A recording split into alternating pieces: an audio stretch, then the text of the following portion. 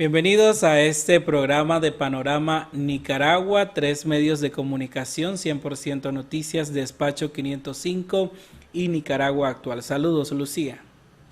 Hola Gerard y hola a toda la gente que se está conectando poco a poco a nuestras plataformas digitales, en nuestro canal de YouTube y también en Facebook. Gracias pues a quienes nos sintonizan, pues y en este programa vamos a analizar todo el contexto de los últimos días, como la excarcelación de los 135 prisioneros políticos, las leyes represivas reformadas para más represión, Gerard, que estaremos hablando con Oscar René Vargas. Y ustedes ven de título que Ortega y Murillo negocian con el imperio. Pues sí, para esta excarcelación tuvieron que ir a negociar con el imperio. ¿Cómo lo hicieron? ¿Qué ganaron? Pues dice Estados Unidos que nada dieron, ¿verdad? Dice Estados Unidos, pero queda también, se desmienten ellos mismos el discurso de Ortega que da en varios momentos, donde dice que negociar con Estados Unidos es ponerse la soga al cuello, pero para esto tuvieron que negociar. Más adelante pues vamos a estar analizando todos estos aspectos y detalles de esa negociación con el sociólogo y analista político Oscar René Vargas. Gerard. Pero antes, Lucía, vamos a presentarles un resumen de las noticias más importantes en estos últimos días, y de esto hablamos sobre la excarcelación y destierro, pero también del robo de los bienes de 135 nicaragüenses que se encontraban presos en las cárceles de Nicaragua. Además, le vamos a contar cuál es esta ley que la dictadura de Daniel Ortega está utilizando ahora para perseguir a las personas que critican en redes sociales al régimen sandinista. Veamos.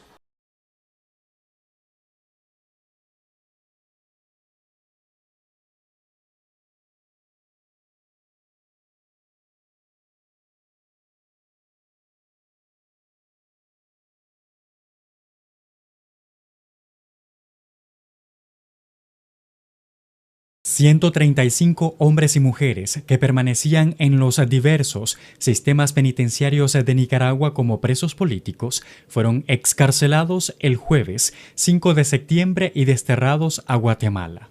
Con evidentes secuelas físicas y psicológicas, las víctimas de la dictadura Ortega Murillo fueron autorizadas a permanecer 90 días en el país centroamericano para luego optar por desplazarse a Estados Unidos u otros países para solicitar asilo político. ¡Viva!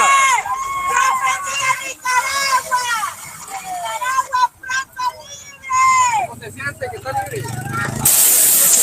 Feliz y dándole las gracias al Señor.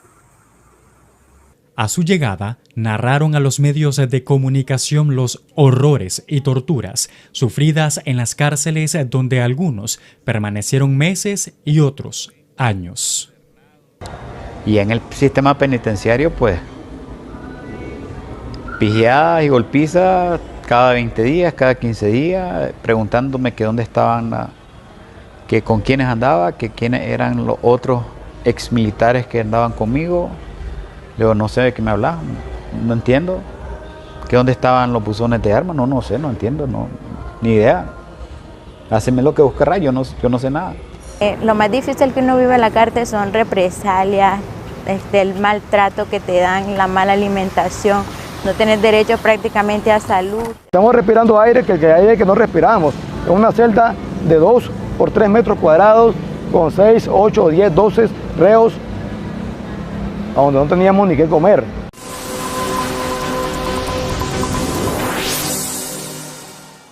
Horas más tarde, al destierro de los opositores, laicos, pastores evangélicos y hasta un periodista, el Poder Judicial de Nicaragua, instrumentalizado por la ilegal pareja gobernante, informó que los 135 perdieron, según ellos, la condición de ciudadanos nicaragüenses y ordenaron el robo de todos sus bienes en la nación.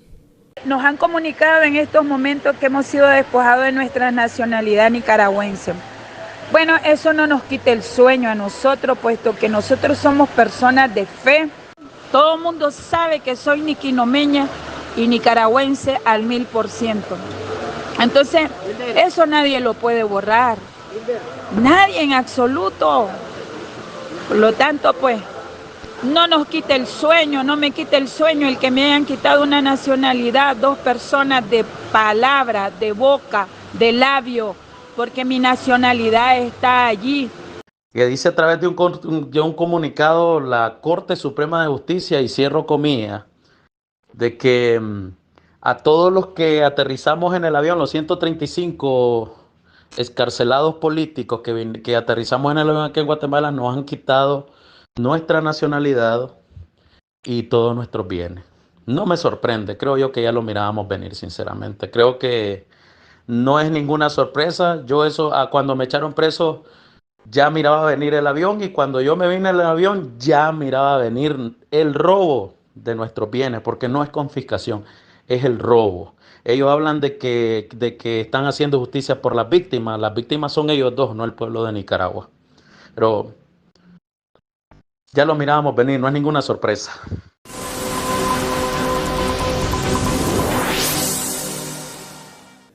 Una reforma a varios artículos de la Ley Mordaza, Ley de Ciberdelitos, fue aprobada en la Asamblea Nacional. Esta busca blindar y fortalecer los mecanismos de persecución informática y digital en perjuicio de los derechos a expresarse, disentir u opinar de los y las nicaragüenses. La modificación también apunta con agresividad a enjuiciar a periodistas que informan a partir de redes sociales, y se establece un incremento de las penas para los delitos de propagación de supuestas noticias falsas, desestabilización y daños a la paz de la dictadura. Ahora con la reforma se da luz verde a la policía de intervenir y decomisar los dispositivos móviles de los ciudadanos y procesarlos, si así lo consideran pertinente.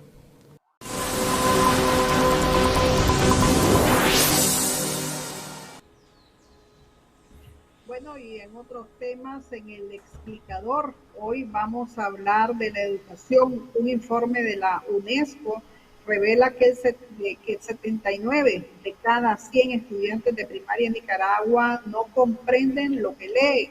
La calificación que recibe el país en comprensión lectora es 27 puntos, peor que la media de América Latina. Veamos qué hay detrás de ese dato, las consecuencias que tiene y qué se puede hacer para mejorarlo. El siguiente explicador, acá elaborado por los colegas de Despacho 505. Esta semana conocimos que al menos 79 de cada 100 niños de primaria en Nicaragua no comprenden lo que leen. Es un dato preocupante revelado por la UNESCO y el Banco Mundial. Por eso hoy te traemos un pequeño ejemplo para que se lo leas a tu hijo o hija, y si lo entiende, felicidades. Si no lo entiende, se puede mejorar. Veamos el ejemplo. Érase una vez una semilla que cayó entre las rocas y no podía salir. Se puso muy triste y dijo: nunca llegaré a ser una planta sin tierra, sin agua y sin sol. Un pájaro oyó a la semilla y fue a ver a la madre tierra. La semilla está atrapada entre las rocas y no puede salir. Entonces la madre tierra llamó al sol y a la lluvia. Los tres juntos fueron donde la semilla y le dijeron: abre tus hojitas al viento y al sol, nacerá tu tallo, una bella flor. La lluvia comenzó a caer. La semilla se hundió en la tierra fértil, tomó la fuerza con el agua y el sol y empezó a germinar. Las hojas parecían dos ojitos verdes maravillados del mundo. El tallo siguió creciendo y creciendo. De pronto nació un capullo y luego brotó la flor.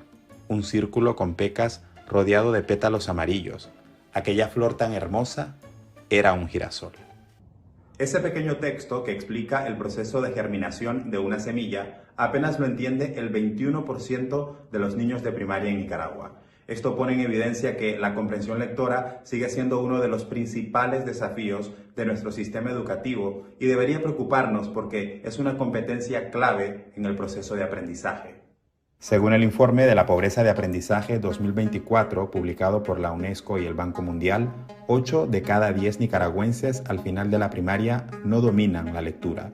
Esta cifra es 27 puntos porcentuales superior que la media de América Latina y el Caribe y 18 puntos porcentuales superior que la media de los países de renta media baja a nivel mundial. Este problema también va ligado con la inversión y en Nicaragua hace falta mucha más. En nuestro país, la inversión promedio por cada niño de primaria es de unos $858. Es un 69% menos que la media de América Latina y el Caribe, según el informe de la UNESCO y el Banco Mundial. Pero la comprensión lectora no es una prioridad para las autoridades educativas de Nicaragua y sus mismos planes lo evidencian. Por el contrario, parecen estar más enfocados en querer reforzar el adoctrinamiento político en las escuelas. En julio pasado, el Ministerio de Educación presentó la nueva Estrategia Nacional de Educación que regirá la enseñanza desde preescolar hasta la universidad durante los próximos 2 años. El reforzamiento en materias como las matemáticas y la comprensión lectora quedaron fuera. El documento de 26 páginas prioriza el aprendizaje sobre lo que Rosario Murillo presentó como la historia de lucha de Nicaragua, que podría interpretarse como la institucionalización del adoctrinamiento político. El régimen quiere fomentar lo que denomina como el conocimiento, el aprendizaje y la apropiación de nuestra historia de lucha y la de pueblos hermanos, en preescolar, primaria, secundaria y la universidad. Esto explicaría el hecho de que desde este año se haya impuesto a Fidel Castro, Hugo Chávez y Carlos Fonseca Amador como nuevos temas de estudio en los colegios públicos de Nicaragua, algo que ya se hacía con el general Sandino. En el 2015, el régimen de Daniel Ortega declaró a Nicaragua como territorio libre de analfabetismo, pero casi nunca hace referencia a cómo estamos en comprensión lectora, en pensamiento crítico o las matemáticas. Al final de cuentas, la educación de nuestros niños y niñas y el hecho de que aprendan cosas tan básicas como entender un texto no debería ser responsabilidad exclusiva de la escuela. Si no entienden algo, hoy tenemos herramientas, hay libros, hay internet. La próxima vez que veas a tu hijo en una esquina de la casa haciendo la tarea, intenta dedicarle un poquito más de tiempo, porque seguro que cuando sea grande te lo va a agradecer. Si te gustó este video, dale me gusta, deja tu comentario y compartirlo en las redes sociales. Hasta la próxima. Vamos a continuar con más información acá en Panorama. Negociaciones entre el régimen de Daniel Ortega y los Estados Unidos dio como resultado la excarcelación de 135 presos políticos desterrados a Guatemala. El régimen sí negocia, sí dialoga con los que ellos llaman imperio, y del cual muchas veces Ortega dice en sus discursos que negociar con Estados Unidos es ponerse la soga al cuello.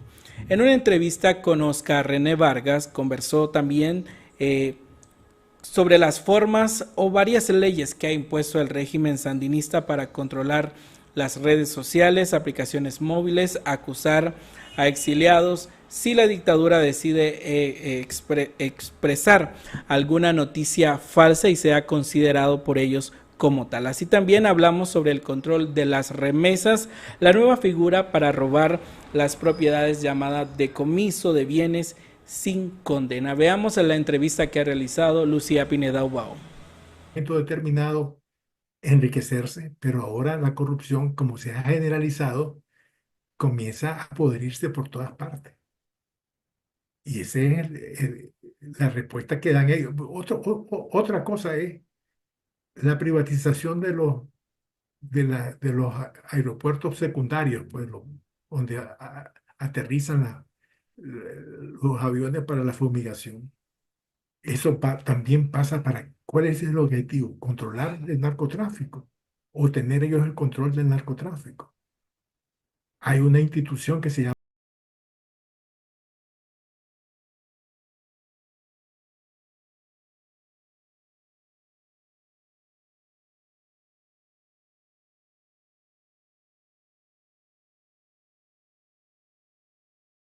Bienvenido, don Oscar René, gracias por estar acá con nosotros. pues queríamos un poco abordar la coyuntura actual en Nicaragua desde la excarcelación de 135 presas y presos políticos enviados en el destierro a Guatemala. Los Estados Unidos ha dicho en conferencias de prensa en dos momentos que el régimen Ortega Murillo pues, no pidió nada a cambio, no hubo ningún intercambio, simplemente pues entró en una especie de diálogo y para informarles que querían entregar a los presos y que se los llevaran. ¿Cómo ve esa negociación? Pues porque hubo una negociación al final. Bueno, yo lo que veo es que ellos, como en el caso nuestro, de los 222, ellos necesitaban un balón de oxígeno, oxigenarse. Y esperaba, fíjate, yo creo que esto está relacionado, y esperaba que la Comisión Interamericana de Derechos Humanos que se reunía en Ginebra para esos días, que no hubiese una condena a su régimen. Entonces ellos sacaron a los presos para buscar cómo contrarrestar y neutralizar esa posibilidad de que hayan sido condenados. Y lo soltaron y la prueba está que lo soltaron y no los desnacionalizaron inmediatamente, sino que los desnacionalizan cuando en Ginebra sale el reporte condenando la situación de Nicaragua. Y hay que tomar en consideración las 8 horas de diferencia. Es decir, cuando aquí en Nicaragua, en Costa Rica, eran las 10 de la mañana, allá era, es decir, aquí era las 10 de la mañana, allá era la tarde, es decir, las 6 de la tarde. Es decir, cuando el documento de Naciones Unidas sale por la mañana, en Ginebra, en Nicaragua, era en la madrugada. Cuando ellos se dan cuenta de que la condena y el reporte no es favorable a ellos, aplican el asunto de la desnacionalización. Es decir, de que es una respuesta digamos, al informe de Naciones Unidas. Porque en un comienzo pasaron 3, 4 días que no los desnacionalizaron ni los expropiaron. ¿Ves? Entonces, lo que yo leo es que ellos reaccionan a una cosa. Primero tratan de buscar cómo neutralizar el informe, liberando a los presos.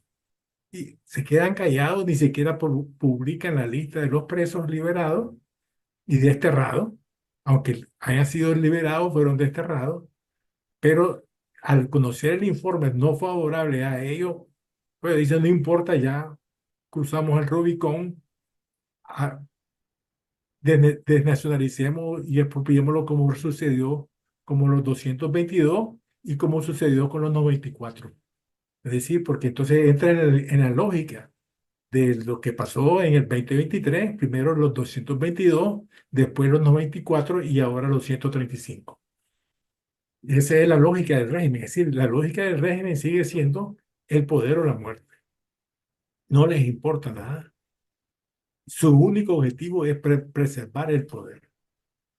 Y para eso cruzan las líneas rojas que sean, con tal de que permanecer en el poder. Porque ellos creen que la manera para permanecer en el poder es la represión. Y aquí es importante señalar lo siguiente. La corriente de opinión al interior del orteguismo que representaba o que representa a Humberto Ortega, que proponía o propone una negociación, era contraria a la lógica de la señora Murillo y su tendencia, que es la represión para permanecer ellos como corriente más importante dentro del orteguismo. Y en esa lógica hay que interpretar también las remociones de que pasó con el general Valladares en inteligencia militar, que tenía una relación con los norteamericanos. Es decir, que todo contacto, toda posibilidad de negociar, ellos la están cortando, porque quieren permanecer, porque toda negociación implicaría ceder espacio y crear espacios que permitan cierta convivencia con fuerzas políticas y económicas y sociales que no sean necesariamente orteguistas. Entonces, eso es lo que están diciendo, no vamos a negociar con nadie. A ver, Estados Desgraciadamente, Unidos, y, o sea, Ortega siempre en sus discursos dice que no hay negociación, no hay diálogo con Estados Unidos, mm, y bueno, que no se van a poner la soga al cuello, y al final vemos que hay una negociación con usted, una negociación ahorita con el grupo de los 135, pues alguien tuvo que hablar y decir, llévense eso es parte de una negociación, o sea, que no sabemos, Estados Unidos dice que no hubo nada a cambio, pues no dicen que no hubo nada a cambio. Pero, o sea, si entran a una negociación, ¿cómo queda ese discurso de Ortega? bueno, pero lo que pasa es que el discurso de Ortega es un discurso para sus bases sociales, ¿ya? No es es decir, el discurso es para mostrar a su base social de que ellos permanecen incólumes en el poder, que ellos son fuertes, aunque el proceso de implosión que se está desarrollando en el país los debilita cada día más. Es decir, y voy a poner un ejemplo muy sencillo, ¿verdad? La compactación, eso lo debilita. Porque ¿qué significa? Significa compactar instituciones del Estado, es decir, que cierran instituciones, corren a funcionarios, compactan trabajadores de diferentes instituciones como salud, educación, etcétera, INIFON, alcaldías. Es decir, que eso crea cierto descontento porque esa base social que era a base de ciertas prebendas, cierto clientelismo político, pues ahora se resiente. Entonces, en lugar de mejorar sus condiciones, están empeorando su relación. Y esto se demuestra en lo siguiente, este que hay un detalle que es importante. En noviembre del 2023 hubo una publicación de un informe de una encuesta de Sid Gallup que le daba al régimen una, que entre 15 y 18% de simpatía. Noviembre del 2023. Mayo del 2024, es decir, 6 meses después, la misma Sid Gallup en otra encuesta señala de que la simpatía del régimen es de 11 a 12%. Es decir, sigue cayendo, porque comenzó en el 2018 con 38%. Es decir, que todas estas acciones que están viendo, ellos están conscientes que se han debilitado y que la manera que ellos piensan que pueden conservar el poder es la lógica del poder o la muerte. Y por eso es que aquella frase famosa, pues que se ha vuelto famosa, de Tomás Borges diciendo que no importa lo que hagan, no importa lo que piensen, no importa lo que sea, pero lo importante es conservar el poder. Entonces sigue siendo su lógica. El problema que yo veo, Lucía, es que como que no, el liderazgo opositor no se da cuenta que esa es la lógica que prevalece y que sigue prevaleciendo en la dictadura. Y siempre algunos sectores están siempre abocados a la posibilidad de unas elecciones. Es decir, no aprendieron de la elección que sucedió en el 2021, que much- ellos suprimieron las elecciones, eh, y entonces siguen pensando lo mismo que en el 2019. Hay que recordar lo siguiente. En marzo de 2019, en una negociación que se estableció entre el gobierno y la oposición, del liderazgo del opositor, acompañado por el nuncio apostólico, es decir, la iglesia, y la OEA, es decir, que apoyaba los Estados Unidos, llegaron a esta situación. El gobierno prometía la liberación de los presos políticos en mayo y junio del 2019, presos políticos entre los cuales saliste vos de la cárcel. Y la otra cosa que prometieron fue las elecciones del 2021. Y dijeron de que iban a ponerse de acuerdo con la OEA para la situación, cómo hacer las elecciones. ¿A cambio de qué? ¿Qué recibió el gobierno en ese entonces? Uno, la ilusión de que el gobierno recibió que la oposición se comprometía a no seguir apoyando a la protesta social. Segundo elemento fue que la iglesia se comprometió a sacar al obispo Báez de Nicaragua. Hay que recordar que el obispo Báez fue expulsado en abril del 2019. ¿Ya? Entonces, esa fue la negociación a cambio de la promesa de las elecciones. Pero, ¿qué es lo que pasó? Desmontaron el movimiento social para evitar, para que Ortega cumpliera la promesa de las elecciones del 2021. Esa lógica de las elecciones del 2021, o de la lógica de las elecciones, sigue prevaleciendo en sectores de la oposición organizada afuera. Otros Porque puntos son también, don Oscar, en estas semanas se han dado diferentes reformas.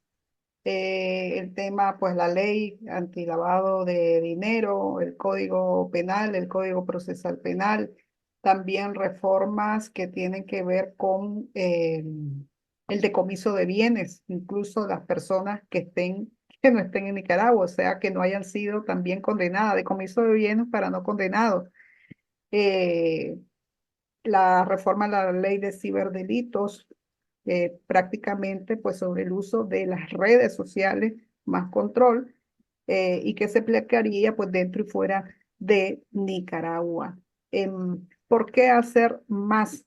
¿Para qué hacer más estas leyes más duras?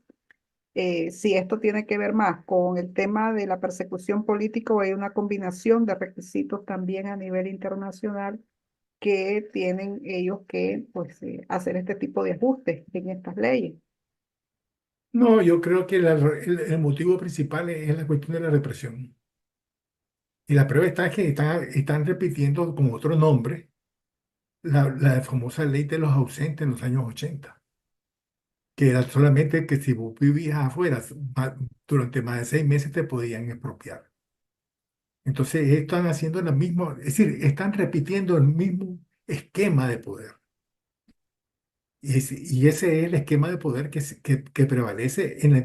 Que es importante mostrarte que aquí hay una tendencia encabezada por la señora Murillo, que es la tendencia dura, la que no quiere negociar. ¿Por qué? Porque están a favor, su objetivo es la sucesión dinástica, la sucesión de la dictadura. Entonces, mientras que otra tendencia, creo yo, que existe, y la expresión más importante ha sido la de Humberto Ortega, que busca cómo sobrevivir, cómo que el régimen pueda sobrevivir más tiempo a través de negociaciones. El encerrarse a estas negociaciones, es decir, expropiar, ¿qué es lo que van a ganar? El objetivo es meter miedo para desmovilizar a la gente, porque saben de que aunque la gente no salga a la calle, hay un rechazo a su gobierno. Y la prueba está la última encuesta. El 71, solamente el 12% dicen que está a favor de Ortega. El resto no están a favor de Ortega. Es decir, el tema de la corrupción también es un tema que lo está corroyendo a ellos mismos. Es decir, que la corrupción permitió en un momento determinado enriquecerse, pero ahora la corrupción, como se ha generalizado, comienza a podrirse por todas partes. Y esa es la respuesta que dan ellos. Otra cosa es la privatización de los aeropuertos secundarios, pues, donde aterrizan los aviones para la fumigación. Eso también pasa para, ¿cuál es el objetivo? Controlar el narcotráfico o tener ellos el control del narcotráfico. Hay una institución que se llama el Instituto de Basilea, en Ginebra, en Suiza, perdón, que señala que en Nicaragua en el año pasado se lavó alrededor de 1.200 millones de dólares. Es decir, que esos 1.200 millones de dólares, estamos hablando que alguien se ha enriquecido de eso. Significa que hay una base social. O por otro lado, hay otro elemento, es el asunto de la corrupción, que ha crecido. Es decir, el lavado de dinero y la corrupción han crecido paralelamente, al unísono. Es decir, entre más corrupción, más lavado de dinero. Y eso está debilitando al régimen. No está. Por eso es que ustedes, los periodistas, han hablado de la corrupción no tolerada, ¿cómo le llaman? No tolerada, no No aceptada, autorizada. no autorizada. Ese fue la bautizó Carlos Fernando, la no ¿Eh? autorizada, dice. Sí, por eso entonces eso es lo que están buscando, cómo reprimir a la no autorizada, porque la autorizada sigue funcionando, ¿no? O están bajando los niveles. Entonces, esa descomposición general que se está sucediendo, ellos no hayan cómo resolverla. Y la única manera de que ellos ven que se puede resolver en su lógica es la represión. ¿Por qué? Porque toda negociación implicaría ceder espacio. Y ceder espacio implicaría poder perder el poder. Y ahí donde sacan ellos también las lecciones de Venezuela. Cedieron espacio en Venezuela porque reprimieron a la señora Machado, pero permitieron participar en las elecciones al movimiento opositor. Se unificó el movimiento opositor y ganaron. Entonces ellos también sacan la elección, que no pueden dar espacio porque su andamiaje político es frágil, es débil. Y por lo tanto lo único que les queda es seguir reprimiendo. Y no importa porque ya cortaron, ya pasaron las líneas rojas. No importa qué cosa. Para vos y para mí aparece como algo ilógico, innecesario. Pero para ellos es la única manera que pueden controlar o piensan que pueden controlar ese declive social que ellos saben que están conscientes de eso. Es decir, Ujú. yo creo que ellos están más conscientes del proceso de implosión que ellos están viviendo que sectores de la oposición que no aceptan que haya un proceso de implosión en Nicaragua. ¿Qué alcance van a tener estas leyes? O sea, fuera de Nicaragua. En Nicaragua es para que la gente quede totalmente muda. Callada. Realmente se van a silenciar a las voces que están afuera. No, no nos van a silenciar ni a vos ni a mí para comenzar, ¿verdad?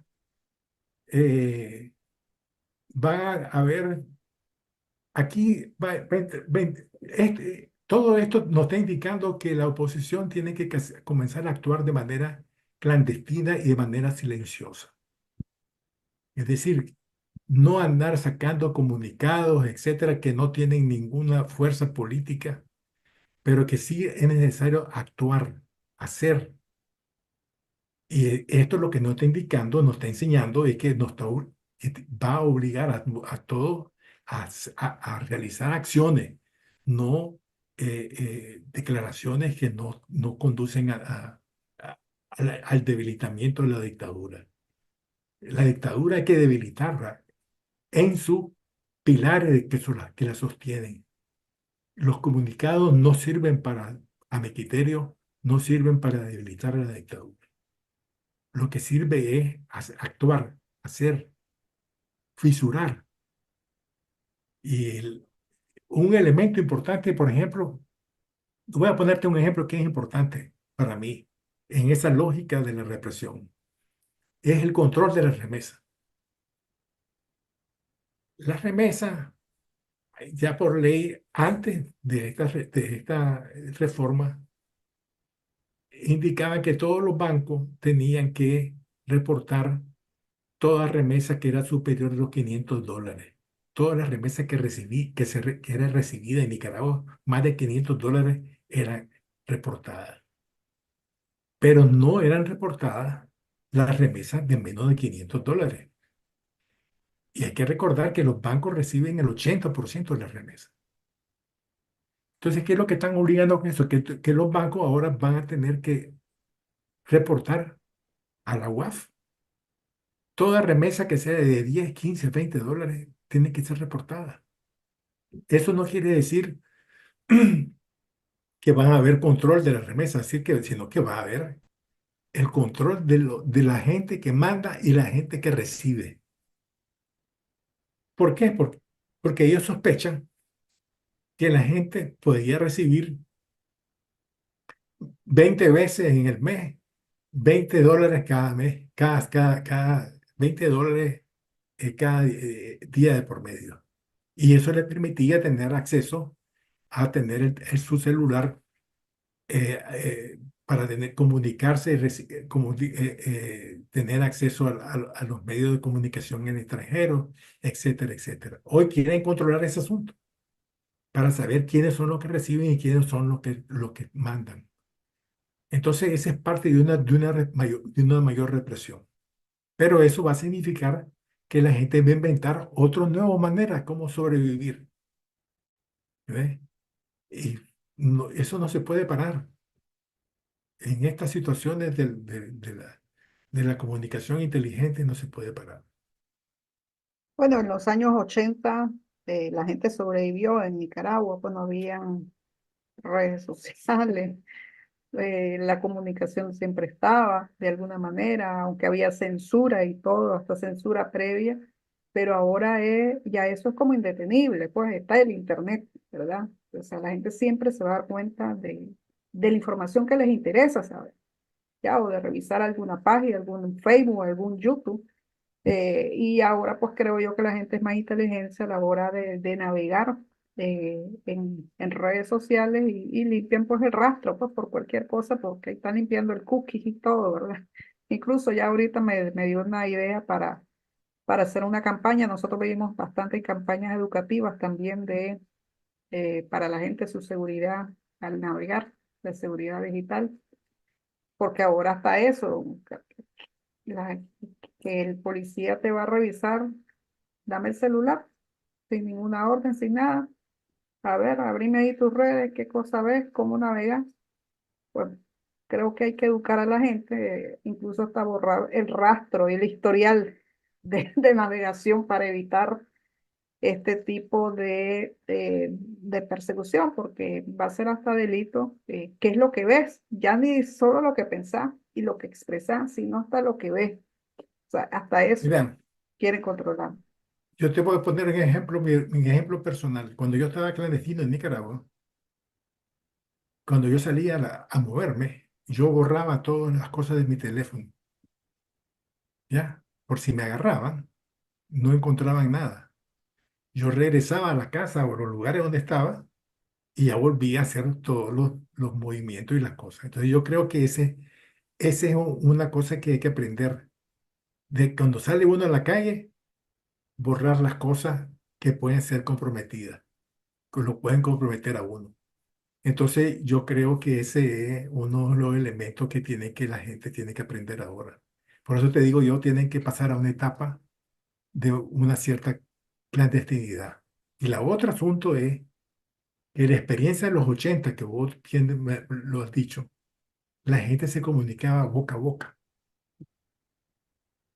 pasaba la información. Fíjate que yo escuché a Lucía decir tal cosa, escuché a Carlos Fernando decir tal cosa, o escuché a Sergio Marín tal cosa, etcétera, o a Luis Galeano. Es decir, ellos están, la gente está pasando información de un lugar a otro, y eso no se puede controlar. Es decir, por eso es que son más que todo son actos que su efectividad es muy reducida o nula. ¿A quién van a expropiar? Lo que están haciendo es expropiando a la gente le están quitando a la gente de las motos, pero ya son robo, no es expropiación, sino que el policía de X lugar le quita la moto a alguien por opositor, pero ese es un robo que el policía está haciendo. Y aparentemente la gente lo interpreta como una represión. No, ese es un robo. Entonces, ¿qué es lo que pasa? Ese robo está multiplicarlo vos, y eso está haciendo una descomposición dentro de las propias filas de la policía, porque los policías están volviendo ladrones. Ya no son los ladrones que persiguen, sino que ellos se volvieron ladrones. Entonces, esta es una situación que es una descomposición que se está dando. Entonces, el policía te roba, es decir, yo he sabido, porque le quitan el celular y dice, no, no, este celular ya no, no, te lo quitan. El policía se lo quita a la gente, se lo está robando. No es para perseguir, sino es para robar. Es decir, esa ley está permitiendo el robo individual de los diferentes sectores. Y eso la gente lo va a saber que no es una cuestión, no es una persecución. Es decir, se roban motos, bicicletas, celulares. ¿Vos crees que la ley es para que sean robar motos, bicicletas y cosas? No, es que están dándole permiso aquí donde están haciendo la corrupción no autorizada que se ha generalizado al pequeño robo. ¿Entendés? Y que ese es lo que se está pasando en Nicaragua, que creo yo. Gracias, don Oscar, ¿verdad? Por su análisis y aportes en esta entrevista. Siempre, ¿verdad? En contacto y pendientes de cualquier información. Era don Oscar René Vargas, sociólogo, analista político y excarcelado político del grupo de... Excarcelado, expropiado y desnacionalizado. Y aquí decimos, como dice usted, concluimos, ¿qué más nos van a quitar? Ya nos han quitado de todo, la nacionalidad, los bienes, no nos pueden.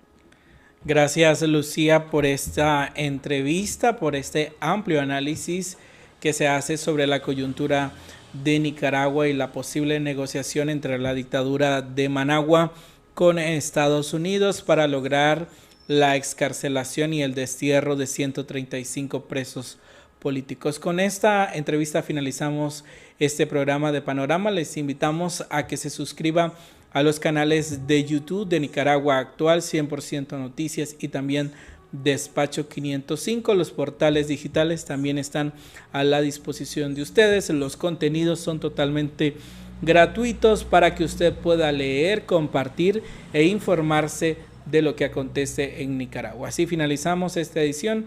Buenas tardes.